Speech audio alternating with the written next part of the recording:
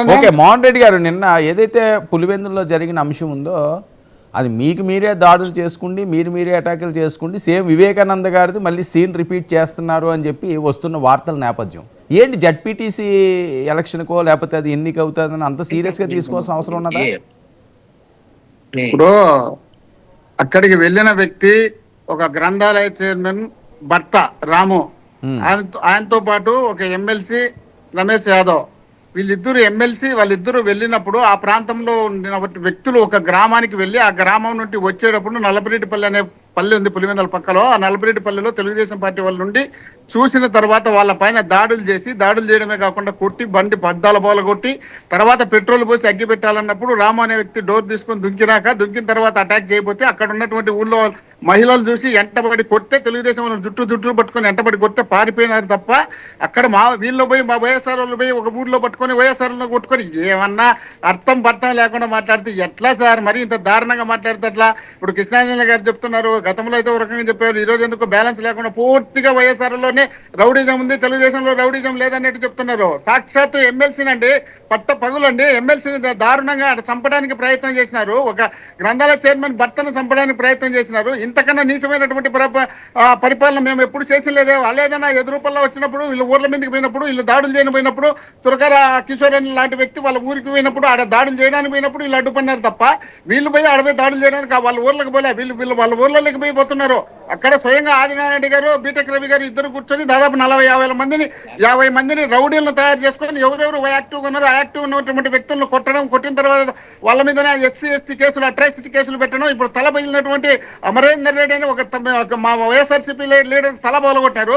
అతని మీద మళ్ళీ ఎస్సీ కేసు, అట్రాసిటీ కేసులు పెట్టారు. ఈ విధంగా వాళ్ళు దాడులు చేస్తూ దౌర్జన్యం చేస్తూ ఈ విధంగా వెళ్తూ కూడా మళ్ళీ మా మీదనే నిందలేస్తున్నారు. ఏంటి కాదండి, ఏంటి మీ ముఖ్య నాయకులు తెలుగుదేశం పార్టీలోకి జనసేనలోకి వెళ్ళిపోతున్నారా? మొత్తం పోతున్నారు. నాతో పాటు జగన్మోహన్ రెడ్డి గారు కూడా తెలుగుదేశం పార్టీలోకి పోతారు. తెలుగుదేశం పార్టీ మునిగిపోయే పార్టీలోకి పోయి మేము ఆడ పార్టీ తీసుకొని చంద్రబాబు నాయుడు బయటికి పంపించి ఆమె వస్తాం. చంద్రబాబు నాయుడు గారు పోయినారు కదా, అంటే రామారావుని బయటికి పంపించి వచ్చినాడు కదా, కాబట్టి మేము పోయినారు. అందుకే వైజాగ్ లో పోయినారు చూడు మొన్న. ఈ రోజు 50 మంది మాకు ఓటేసి గెలిపించినారు స్టాండింగ్ కమిటీలో. అదే వాళ్ళకు ఉండేది. వాళ్ళు భ్రమ పడుతుంటారు, భ్రమల్లో బతుకుతారు, భ్రమల్లోనే బతికి భ్రమల్లోనే పార్టీని నడిపించి భ్రమల్లోనే అధికారంలోకి వచ్చి భ్రమల్లోనే ఎన్నికల కమిషన్ పెట్టుకొని ఆ విధంగా ముందుకు వచ్చినారు. కాబట్టి ఆ విధంగా చెప్తున్నారు. మా కీర్తన గారు చెప్తున్నారు, వాళ్ళంతా సత్యహరిచంద్ర పిఠాపురంలో ఒక టీడీపీ కౌన్సిలర్ భర్త, టీడీపీ కౌన్సిలర్ ఇద్దరు కలిసి తీసుకొని పోయి ఊరి బయట తీసుకుపోయి రేపు చేసి నా సాయంత్రం 4 గంటల వరకు అక్కడ పెట్టుకుంటే దిమానం లేదు. ఇక్కడ ప్రాతినిధ్యం వహించినటువంటి ఎమ్మెల్యే గారు మరి ఎక్కడ పోయినారో తెలియదు. మరి దాని గురించి మాట్లాడరు. అదేవిధంగా చెన్నకొత్తపల్లి అనంతపురం జిల్లా చెన్నకొత్తపల్లి దగ్గర ఒక అమ్మాయిని తీసుకుపోయి 14 మంది 6 నెలలుగా దగ్గర పెట్టుకొని కడుపు చేసి బయటకు పంపించి అక్కడ దిక్కు దివానం లేదు. అదే ముచ్చుమరిలో అమ్మాయిని చంపి శవాన్ని కూడా కనపడకుండా చేస్తే దిక్కు దివానం లేదు. నట్టి నడిపదారులో మటర్లు చేస్తుంటే అడిగే వాళ్ళు లేరు. వీళ్ళు నీతులు చెప్తే ఎట్లా సార్? ఆ నీతులకు నిజాయితీలకు వాళ్ళు మార్పు అసలు గుణాదే వాళ్ళే. సరే ఇప్పుడు పార్టీ వాళ్ళు మాట్లాడారు మోహన్ రెడ్డి గారు, పార్టీ వాళ్ళు మాట్లాడారు అనుకోండి, సరే ఏదో మాట్లాడారు అనుకోవచ్చు. కృష్ణాంజలి గారికి అలా చెప్పాల్సిన అవసరం లేదు కదా.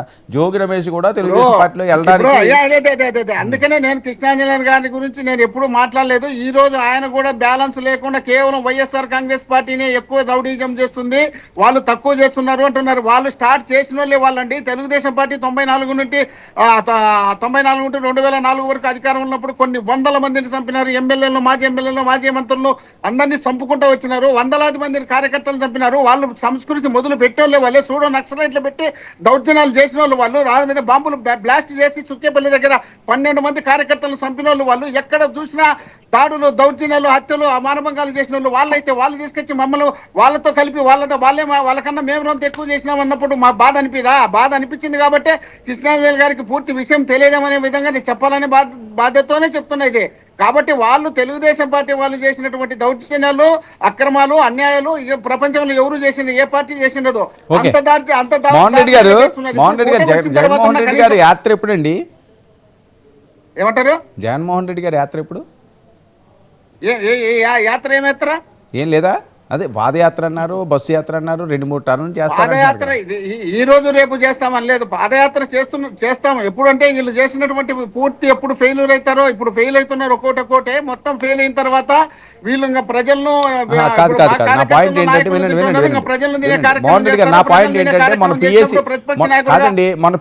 అండగా ఉండాలి. కాబట్టి స్టార్ట్ చేస్తాడు. ఆ స్టార్ట్ చేసిన తెలుగుదేశం వినండి, నా పాయింట్ ఏంటంటే మన పిఎస్సి మీటింగ్లో ఇక మనం జనాల్లోకి వెళ్ళిపోవాల్సిన టైం ఆసన్నమైంది, 2-3 సంవత్సరాల టైం ఉంది. సో మనం జనాల్లోకి వెళ్ళిపోదాం, నేను కూడా వెళ్తాను, ఎందుకంటే ఏ సమయాన్నన్నా లిక్కర్ దాంట్లోని అరెస్ట్ చేసే అవకాశం ఉంటుంది అని చెప్పి పిఎస్సికి బాధ్యతలన్నీ అప్పచెప్పిందట కదా.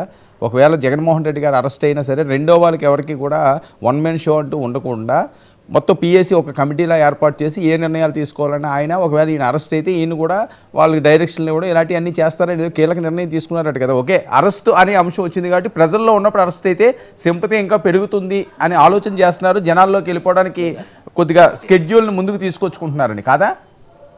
అయ్యా సింపతి ఇప్పుడు వాళ్ళు అయినటువంటి ఫెయిల్ రాష్ట్రంలో ఇంతవరకు ఏ అధికార పార్టీ ఫెయిల్ కాలే, వాళ్ళు అయినటువంటి ఫెయిల్. ఆ ఫెయిల్ అయినారు కాబట్టి జగన్మోహన్ రెడ్డి గారు ఎక్కడొచ్చినా జనాలు తండోపతండాలుగా వస్తున్నారు కాబట్టి వాళ్ళు తట్టుకోలేక అక్రమ కేసులు అన్యాయాలు చేస్తున్నారు కాబట్టి జగన్మోహన్ రెడ్డి గారికి పిఎస్కి కింగోరికి అమలు అప్పచెప్పాల్సిన అవసరం లేదు. జగన్మోహన్ రెడ్డి గారు జైల్లోనే నడుపుతారు, బయటనే నడుపుతారు.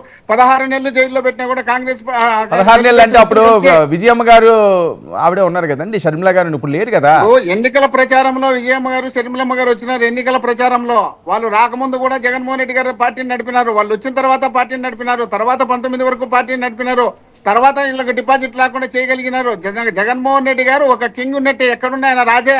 ఆ రాజు ఎక్కడున్నా కూడా పరిపాలన చేయగలిగేటంత సత్తా ఆయనకు ఉంటుంది కాబట్టి ఆయన నమ్మి జనం ఓటేసినారు కాబట్టి జగన్మోహన్ రెడ్డి గారిని నమ్మి ఇప్పుడు మళ్ళీ ఎంటబడుతున్నారు జనాలు.